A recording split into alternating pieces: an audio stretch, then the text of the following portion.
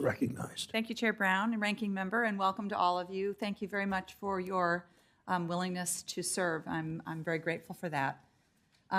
Ms. Crenshaw, I'm going to start with you. I think one of the things that I see is that retail investing has just changed dramatically. It's really almost unrecognizable for what it was even 10 years ago. Smartphones, the capacity for people to trade is so easily accessible. Social media has become a way to draw people into new schemes, and as a result, I think retail investors' appetite and access to new and more sophisticated financial products is growing and quite dramatic. So could you talk to us, please, about how you view the SEC's role in protecting retail investors and maintaining fair markets, particularly in the face of these evolving, the evolving investment environment?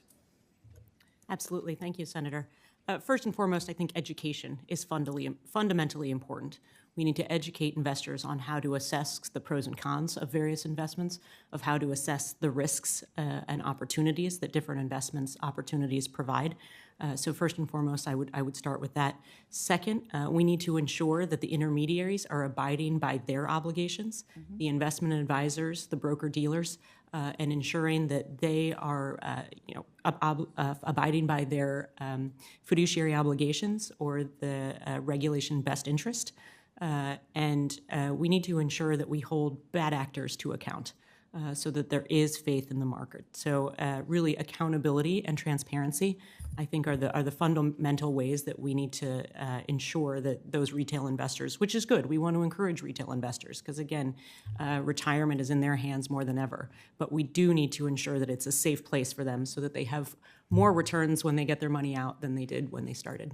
Thank you very much. I think, just as a follow-up, I think that oftentimes there is some confusion about whether these new investment tools or products still have to abide by the same consumer protection rules that we have in place. Could you just address that? Because I think that creates, and sometimes it seems to create nearly a loophole. And how would you approach that at the SEC?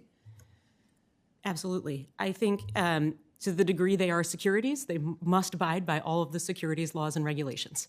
And I think it's as straightforward as that. And when they are not, we have enforcement tools to hold them to account. I think that's also where education comes into account, both for investors but for the marketplace. For example, ETPs are very different from ETFs. And you hear a lot about ETFs. They're ubiquitous in retirement accounts. We've recently passed some ETPs. They are not ETFs. The protections around them are incredibly different. And both the marketplace and the investors need to understand what their obligations are. Great. Thank you very much. Thank you very much.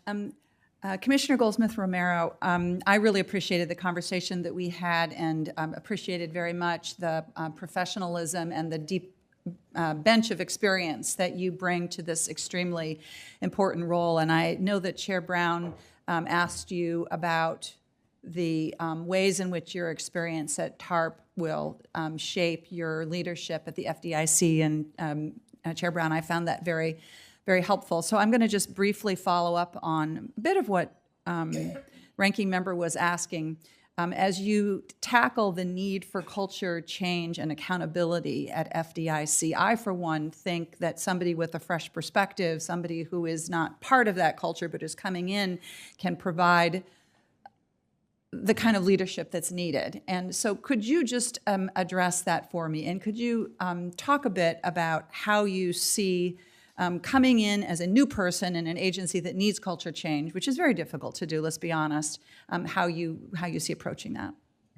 Thank you, Senator. I appreciate the question. So I've been in the federal government for 22 years, so I know what is right and what is good. And what I'm reading here in this report is not that.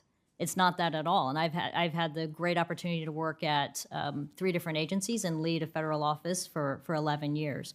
So it's not everybody there. There's, I'm sure, a great number of people who are doing the right thing, and here the agency's reputation is tarnished. So I'm going to go in and go back to reestablishing the FDIC as being a premier regulator. Like I said, herald the people who are doing the right thing, put in all the normal processes, procedures, best practices that I have enjoyed and led, and make sure that everyone feels safe and can be focused on mission. Thank you. I appreciate that answer, and I think, again, it demonstrates how your experience will allow you to be an effective leader in a very important agency. Thank you, Mr. Chair. Thanks, Senator Smith. Senator Rounds from South Dakota is recognized.